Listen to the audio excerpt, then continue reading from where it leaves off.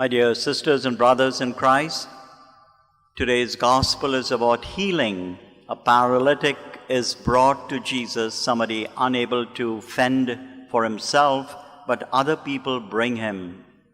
And it tells us the role of healing in our lives. We normally go to somebody whom we trust, a doctor who helps us to get well quickly, not someone who keeps us sick. And recently I went to Pune to visit my siblings, and I was not feeling well those days. I had a bad cough and cold. And so I told them I want to visit a particular doctor I had in mind because, he's good. And they told me, no, you're not going to him. You're going to go to this other person, this doctor who's so good. You just tell him what's wrong with you. He has one good look at you, gives you medication, and in 2 days you are well again. So I thought that's a good deal. And so I went to him, and sure enough, this doctor, a very senior person, has that one good look at you, gives you medication, and in 2 days you're okay. And I think he's very popular from the long lines that accumulate outside his office whenever he's in. And that's what people want, someone to heal them, make them well again. In our gospel, the paralytic is brought to Jesus almost like a last resort. Others have failed. No one can lift him up.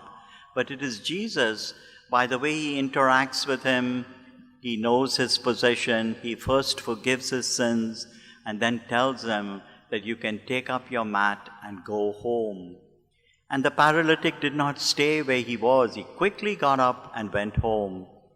In all cases of healing, there is always an interaction between Jesus and the one to be healed.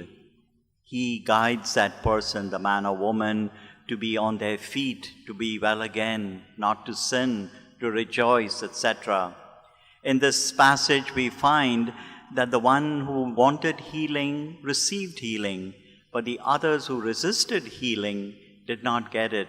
There were the scribes who were arguing, why is he doing it?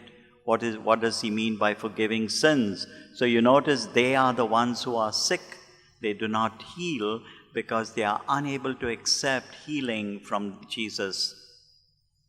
Our readings tell us also, as in the first reading, Amos is just a keeper of flock, a caretaker of sycamore trees, but he's plucked out from that atmosphere and told to go and be a prophet.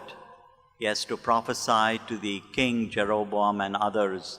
He's afraid, but he does it because he has been given that strength to prophesy in God's name. And so to all of us, God gives that strength. He takes us away from where we are used to a new place, to a new surrounding, so that we can do the will that He has in mind for us. Amen.